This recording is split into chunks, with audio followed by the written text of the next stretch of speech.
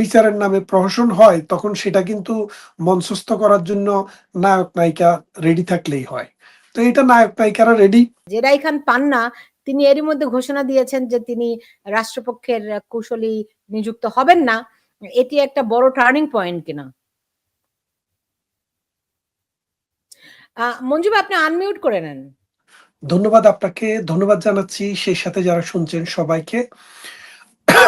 আসলে আপনারা শুনেছেন পান্না ভাইয়ের ব্যাপারে আমি গত পরশুদিন একটা ভিডিও করে বলেছিলাম যে আসলে পান্না ভাইকে নিয়ে এখনো কথা বলার সুযোগ আসেনি। কারণ পান্না ভাই তো এমন না যে মৌলবাদী চক্রের মানে পাদের মধ্যে পা দিবেন। তো তিনি বলেছেন যে প্রধানমন্ত্রী শেখ হাসিনা যেখানে এই আদালতের প্রতি আস্থা নাই, সেখানে তাকে ডিফেন্স করা নৈতিকভাবে তার উচিত না। কথা বোঝেন যে আপনি যদি বলেন যে আমি এই আদালতের প্রতি আমার আস্থা নেই, তার মানে আপনি এই আদালতে বিচার চান না। যেহেতু এই আদালতের প্রতি প্রধানমন্ত্রী শেখ হাসিনার আস্থা নাই, সেহেতু পান্না ভাই মনে করেছেন যে নৈতিকভাবে তিনি প্রধানমন্ত্রীর এই ডিফেন্সের দায়িত্ব পালন করতে পারেন না। সেই জন্য তিনি সরে গেছেন। এটা বেশ ভালো এবং তিনি বলেছেন আরো একটা কারণ, যেহেতু ফজলুর রহমানের বিরুদ্ধে এই আদালতে একটি মামলা রুজু হয়েছে, একটি রুল রিসি জারি হয়েছে, সেই জন্য তিনি ফজলুর রহমানকে ডিফেন্স করার জন্য সেখানে যাবেন। যেহেতু তিনি ফজলুর রহমানকে ডিফেন্স করার জন্য যাবেন এবং ফজলুর রহমানের কথার কারণে তাকে যখন নোটিশ দেওয়া হয়েছে, তিনি মনে করেন সেই ক্ষেত্রে এই আদালত বিতর্কিত আদালত বলিয়াই তিনি মনে করেন, সেই জন্য তিনি আর এখানে নেত্রীকে ডিফেন্স করার জন্য যাবেন না।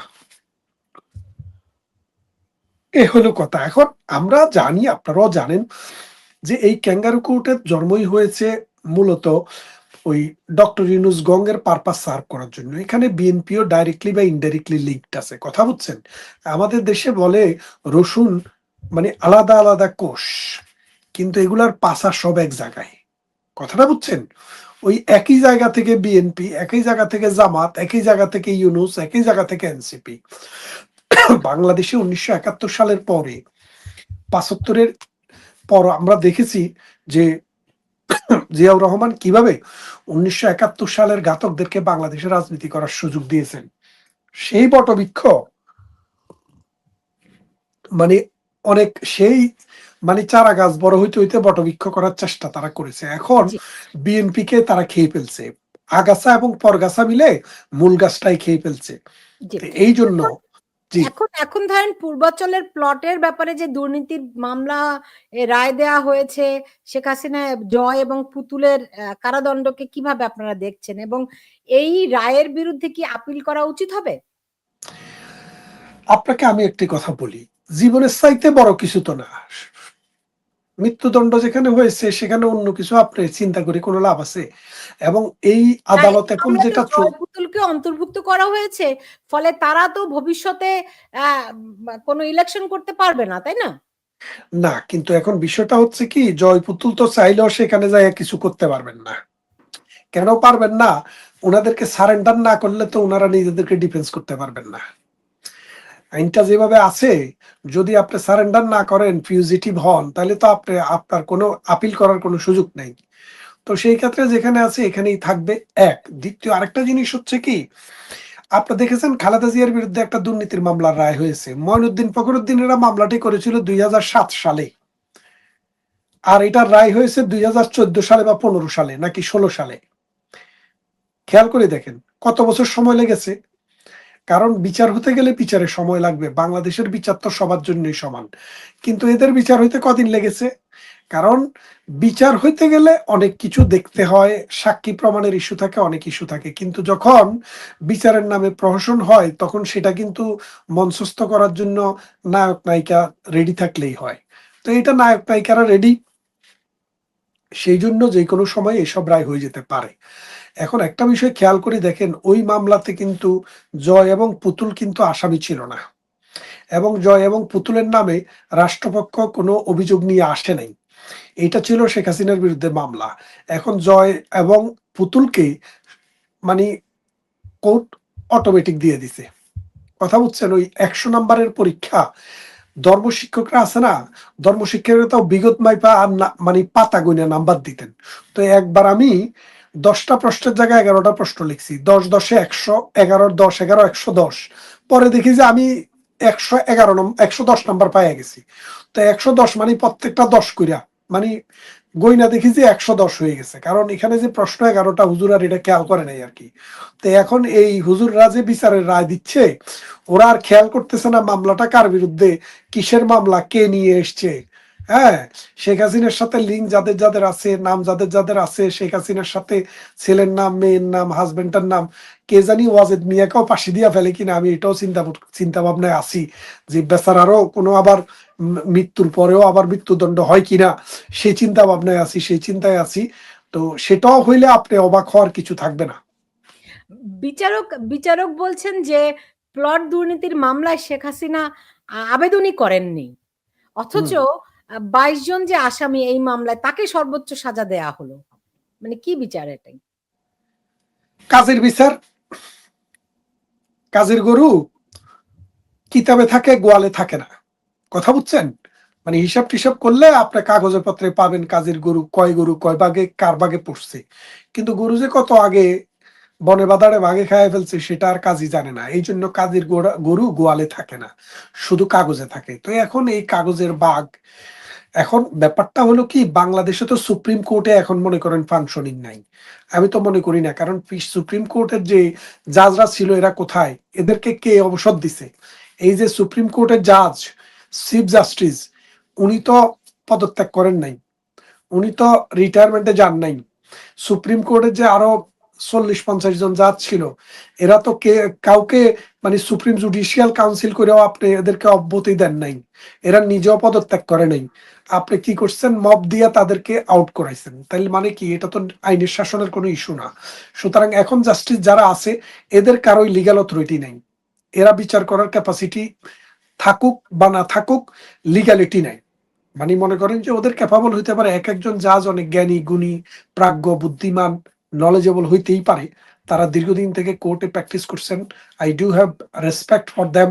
হাউএভার, যে কনস্টিটিউশন আমরা ফলো করি, এই কনস্টিটিউশন অনুসারে কম্পালসিভ এবং ইম্পোজ করে যদি কাউকে যদি আপনি বাইর করে দেন, এটা কিন্তু জাজের অপসারণের নিয়ম না। সুতরাং এখন যে চিফ জাস্টিস আছে, উনি যাদেরকে নিয়োগ দিচ্ছে, ওনার মাধ্যমে যাদের নিয়োগ হচ্ছে, যা করতেছে, এগুলো সবগুলাই কিন্তু আলটা বায়াস, অর্থাৎ ক্ষমতা বহির্ভূত। সুতরাং এইসব জাজমেন্ট এগুলা কোনোগুলাকেই আমরা গুরুত্বের সহিত দেখি না, আমরা মনে করি এগুলা সো কল্ড। যে এখানে একজন একটা মন্তব্য করেছেন যে প্রধান বিচারপতি ওবায়দুল হাসান এখন কোথায়, এর সম্পর্কে কিছু বলবেন কি? ইনি ডক্টর ইউনূসের আয়নাঘরে আছেন। কারণ যেহেতু উনাকে প্রকাশ্যে আসতে দেওয়া হচ্ছে না, আমরা মনে করি উনি আয়নাঘরে আছেন, ডক্টর ইউনূসের আয়নাঘরে। কারণ ডক্টর ইউনূস তো ওই যে আলী রিয়াজের বিরুদ্ধে একটা নারী অভিযোগ করছে, আপনি জানেন, সেই নারীর এটাকে তদন্ত না করে ডক্টর ইউনূস ফেসবুকে ফোর্স দিছে, এবং আমরা শুনেছি বর্তমানে এই নারীকে অপহরণ করে নিয়ে যাওয়া হয়েছে, এই নারীও এখন আয়নাঘরে আছে। মানে তিনি অ্যাবডাক্টেড। বাংলাদেশে ডক্টর ইউনূস গঙ্গের বিরুদ্ধে যারা কথা বলতেছে তারা অ্যাবডাক্ট হয়ে যাবে, তাদেরকে অ্যাবডাকশনে নিয়ে যাওয়া হবে। এটাই করেছে, ওই মেয়েটাও অ্যাবডাক্টেড। এবং আমি মনে করি সুপ্রিম কোর্টের অনেক জাস্টিসে এখন আয়নাঘরে আছে, কারণ তারা তাহলে কোথায়, তাদেরকে হাজির করা হোক, সুমোটো দেওয়া হোক যে এই জাজকে হাজির করো, এই জাস্টিসকে হাজির করো, এরা কেউ নাই, এদের সব আয়নাঘরে, ডক্টর ইউনূসের আয়নাঘরে। এবং বাংলাদেশের 110 জন সংসদ সদস্য বর্তমানে আয়নাঘরে আছে।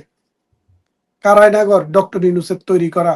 প্রধানমন্ত্রী শেখ হাসিনা ক্ষমতা ছেড়ে দেওয়ার 6 মাস পরে পৃথিবীবাসীকে, জেলখানার কথা বলছেন? আরে ভাই ওরা এসব জেলখানায় কিসে, জেলখানায় থাকলে, কেউ যদি জেলখানায় থাকে তার বিচার হয়, তার জামিন হয়। জেলে থাকলে এদের বিচারও নাই, জামিনও নাই।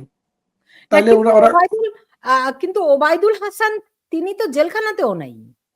উনি জেলখানা, এই জন্যই তো বলতেছি কোন জাজ জেলখানায় নাই, ওনারা ডক্টর ইউনূসের প্রাইভেট জেলে আছে। বাংলাদেশ পুরাটাই এখন জেলখানা, যে যেখানে ছাত্রলীগের, যুবলীগ, আওয়ামী লীগের লক্ষ লক্ষ লোক প্রাইভেট জেলে আছে। এগুলা প্রাইভেট জেল আমি মনে করি। ধরেন আপনি ঘরেও থাকতে পারতেছেন না, বাজারেও যাইতে পারতেছেন না, আপনি বাংলার জমিনেই আছেন, পালাইয়া পালাইয়া আছেন, তাহলে আপনি কোথায় আছেন? আপনি এক ধরনের জেলে আছেন। এই জেলকে তৈরি করছে ডক্টর ইউনূস, তৈরি করছে গংরা, তৈরি করছে। পুরা বাংলাদেশটাই তো এখন একটা বদ্ধ ভূমি। এই বধ্যভূমির মধ্যে কাকে কোথায় কখন হত্যা করবে, কাকে কোথায় ধর্ষণ করবে, কাকে কখন বলাৎকার করবে, কাকে কখন এই চাপাতি দিয়ে কুপিয়ে হত্যা করবে, এটার কোনো নিশ্চয়তা নাই। এটা আফগানিস্তান, সোমালিয়া, এটা এখন এরকম কোন একটা রাষ্ট্রের মতো চলছে। হ্যাঁ, ডক্টর ইউনূস যখন যাকে ইচ্ছা নির্দেশ দেয় তারা কল্লা ফালায় দিয়ে আসে। এইভাবে তো বাংলাদেশ চলছে। আইয়ামে এমনিতে জাহিলিয়াত। জি। জি, বলেন। এমনিতে ধরেন প্লট দুর্নীতির আরো কিন্তু ৩ টা মামলা রয়েছে যেগুলি আগামী ১লা ডিসেম্বর এটির রায় হওয়ার কথা। এবং সেই মামলায় শেখ রেহানা, টিউলিপ সিদ্দিক তারাও কিন্তু আসামি। এখন ধরেন তাদের নাম কিন্তু ওই মামলাগুলোতে আছে। ব্রিটিশ হুম, এমপি টিউলিপের বিরুদ্ধে কোনো যদি দণ্ড ঘোষণা করা হয়, এর হুম। আন্তর্জাতিক প্রভাব কি হতে পারে? ব্রিটিশ আইনে কি বলে সেটা? দেখেন, গত পরশুদিন এখানকার গার্ডিয়ান পত্রিকা এবং অন্যান্য পত্রিকায় ব্রিটেনের সবচাইতে টপ লয়ার যারা, তার মধ্যে একজন হচ্ছে সেরি ব্লেয়ার। সেরি ব্লেয়ার হচ্ছে সাবেক প্রাইম মিনিস্টার টনি ব্লেয়ারের ওয়াইফ। সুপ্রিম কোর্টের, ব্রিটিশ মানে হাইকোর্ট, সুপ্রিম কোর্টের খুব স্বনামধন্য লয়ার। তিনি বলেছেন যে ডক্টর ইউনূস যেটা করেছে এখানে আইনের ব্যত্যয়, এটা আইন না, এটা হচ্ছে মাত্র পলিটিক্যালি মানুষকে পলিটিক্যাল কনভিকশন এগুলো দেওয়া হচ্ছে। এগুলোর তীব্র নিন্দা তারা জানিয়েছে। আমরাও তাই মনে করি, যা হচ্ছে এগুলো পলিটিক্যাল কনভিকশন, তাদের কোনো সুযোগ নাই। দেখেন, সরি, কোনো আসামিকে রাষ্ট্রের দায়িত্ব হচ্ছে তাকে নিরাপত্তা দেওয়া। রাষ্ট্র যখন নিরাপত্তা দিবে তখন সে আইনজীবী নিয়োগ করবে। এখন যে আইনজীবী নিয়োগ করে, আপনি দেখছেন না তাজুলে ওই জিয়াউল হাসানের বোন তার আইনজীবী, কোনো আইনজীবী নিয়োগ করতে পারতেছে না, বিদেশি আইনজীবীও দিচ্ছে না। তখন তার বোন আপন ভাইকে রিপ্রেজেন্ট করতেছে, তাকে বললো আপনি বেশি কথা বললেন না, আপনার নামও অনেক কিছু আছে, মামলায় ঢুকাইয়া দেবো। আপনার কথাটা বুঝছেন? এটা তো খোলা আকাশের নিচে, একদম খোলা কোর্টে বলছে। কোর্ট কি কোনো উদ্যোগ নিয়েছে? সুমোটো কোনো রুল দিয়েছে? তাইজুলকে কি মানে ঘোষণা করছে যে তুমি অযোগ্য, তুমি মানে ভিন্ডিকটিভ? কারণ একজন লয়ার, প্রসিকিউশনের একজন লয়ার যখন আসামি পক্ষের মানে আসামি পক্ষের একজন আইনজীবীকে এইরকম ভাবে হুমকি দেয়, তখন সে তো আইনজীবী না, সে তো সন্ত্রাসী। তার পূর্বপুরুষেরা লক্ষ লক্ষ নারীকে ধর্ষণ করেছে, কোটি কোটি মানুষকে মানে দেশ ছাড়া করেছে, এবং ৩০ লক্ষ মানুষকে হত্যা করেছে। আল বদর আল শামস রাজাকারদের উত্তরসূরি সে। সে যে এই কথাটা বলেছে, কোর্টে পত্রিকায় এসছে, কোর্ট কি এটার কোনো বিচার নিয়েছে? কোর্ট কি সুমোটো কোনো রুল দিয়েছে? দেয় নাই। তার মানে কোর্ট যে পক্ষের, এই আইনজীবীও সে পক্ষের, সরকারও সে পক্ষের, মামলার সবকিছুই সে পক্ষের। সুতরাং এখানে তো আর আপনার কিছু করার নাই। আপনি জানেন